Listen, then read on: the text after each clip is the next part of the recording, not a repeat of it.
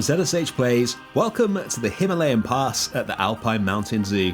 We've spent the past 4 months building this area, and from one little honey badger habitat to this huge Bhutanese temple, it is finally finished, and today we're going to take a tour. Let's go! This is the entrance to the Himalayan Pass. The big temple in the middle is probably the most complex thing we've ever built. It's certainly got the most pieces of anything we've ever built anyway, but I designed the entrance in such a way that you can't see the temple immediately. It kind of appears as you walk around the corner. The first thing you can see is the red panda habitat in the background, and then we've got prayer wheels and these Asian flags to start setting the Himalayan scene. As we walk around the corner, the big temple appears and looms up in the distance. It's made of about 50,000 faux rocks, I think. The actual building isn't that complex. I just wanted the exact texture that I saw in the real temple in Bhutan that this is based off, and embedding faux rocks into limestone pieces was the best way to do that. To the right is the first habitat that we come to for the red panda. We've got a little family of them in here now in this habitat, which, like I think all the habitats in this area, are original designs inspired by various different habitats for these species and others that I've seen in zoos around the world. We've got a feeding platform in the middle here, which they can access, and then they can go from here over the path above the heads of the guests into the beginnings of the big temple, which is where their indoor area is located. I'm sure at some point we'll see them walking along here and through that hole into the first building there. The design of the overhead bridge is based on the golden snub-nosed monkey's habitat at Paradisa. And then on the opposite side of the path is the first habitat that we built in this area for the honey badger. You can see the temple up here. Really enjoying how that looks, looming over the rest of this area. You can see all the faux rocks and decals being placed on top of the limestone panels there to really get the kind of whitewashed stone look that you see in the real temple in Bhutan. It's called the Tat Chang Temple, although that may not be how it's pronounced.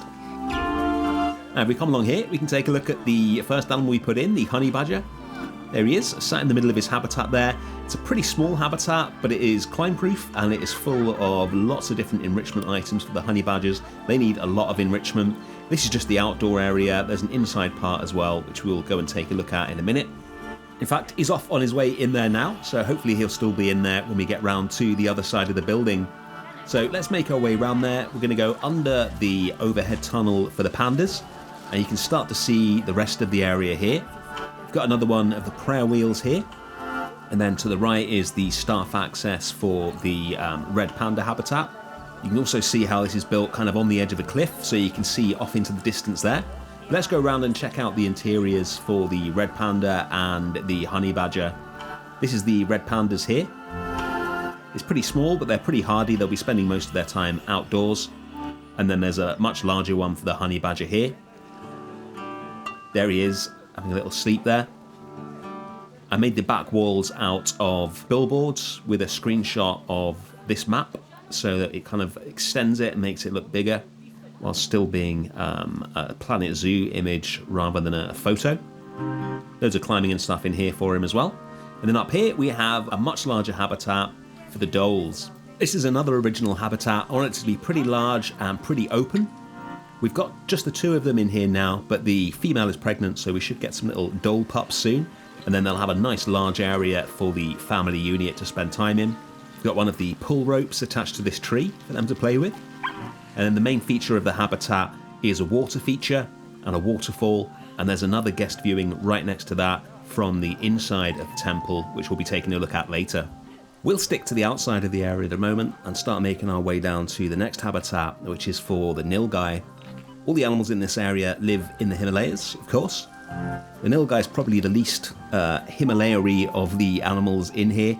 They do make it up to the foothills of the Himalayas. We're pretty short on Himalayan hoofstock in the game, so the nilgai was the animal that I chose. I'm pretty happy with these prayer wheels. They're made from the East Asian bells turned upside down. And there's another view of the temple there. And this is the nilgai habitat. Set on the edge of the cliff, so behind that fence is a big drop. That means you get a nice view like this with all the trees in the background, and on a less cloudy day, the mountains as well. It is winter in Europe, so I'm filming this tour in winter. When we tour the full zoo, when it's all completed, It should be early summer by then, so we'll have a different view of this area. Most of the animals in this area, it was the first time we'd ever built for them as well, including these nilgai. So a lot of fun getting lots of brand new animals in. We got a couple of babies in here as well. Let's make our way around to the next habitat, something much bigger. One of the groups of animals that we very rarely build for are the bears. We've only built a few bear habitats on the channel, and we've never built habitats for any of the brown or black bears in the game. So I decided it was time to rectify that with a habitat for the Himalayan brown bear. So you get your first glimpse of it here, just over this wall. Might be able to see that, yeah, there we go. There's one just walking away over there.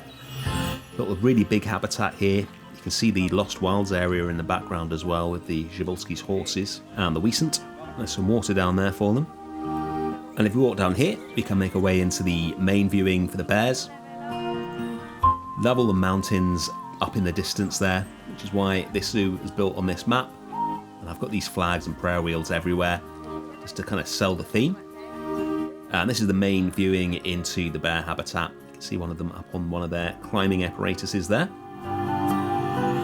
Such chunky boys, they look like potatoes, but hey, it's still good to get them into a zoo for the first time.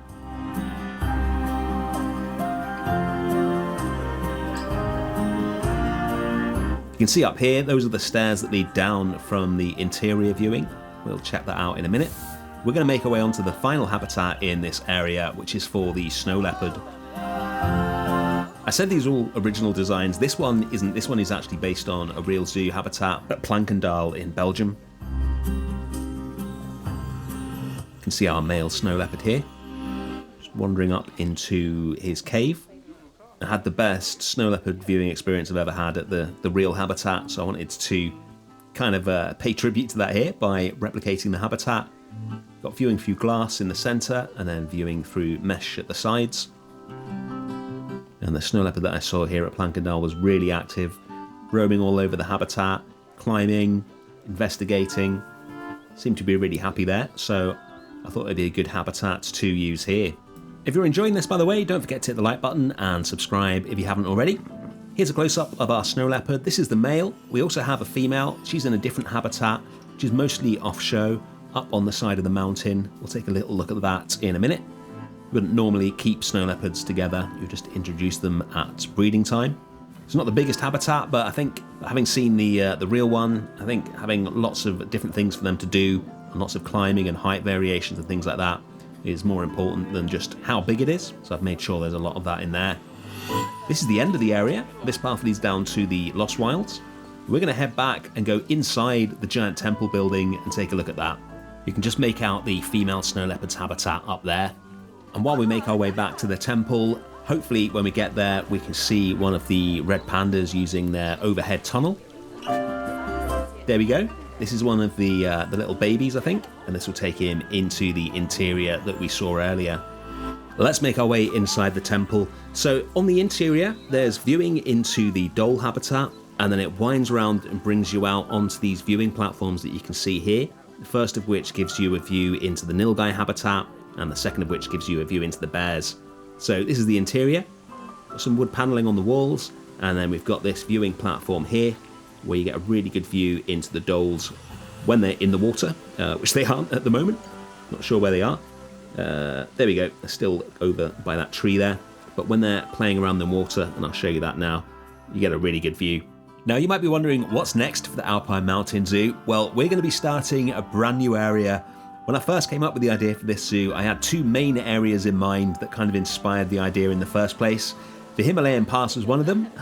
What we're going to be building next was the other one, so really excited to get stuck into that. And that will begin next month on the channel. This is the first of the upper viewing galleries, which gives you a view down into the nilgai habitat and then across the fields and mountains in the distance as well.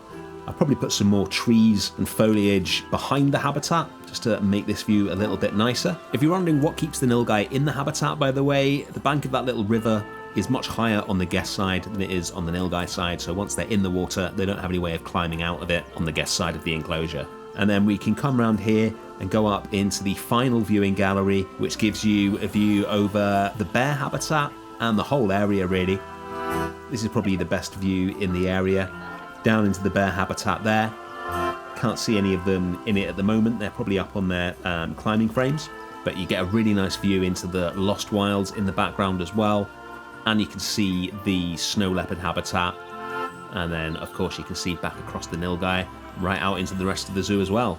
Alright, we've got one more thing to see on this tour, which is the back stairs that get people from this viewing platform down to the female snow leopard habitat, and then back out to the main bear habitat. Oh, there's a bear now. The temple, as you've probably noticed, isn't wheelchair accessible, but the whole rest of the area is. The stairs are only required to get up to these viewing points here and to the interior viewing for the Dole. So we come through this passageway here and out of this final door, and we're onto these little stairs here. You can get a bit of a glimpse into the female snow leopard habitat here, but that is purposefully off-show. And then finally, you come down these stairs and we are back at the main viewing for the bears. And that is the Himalayan Pass.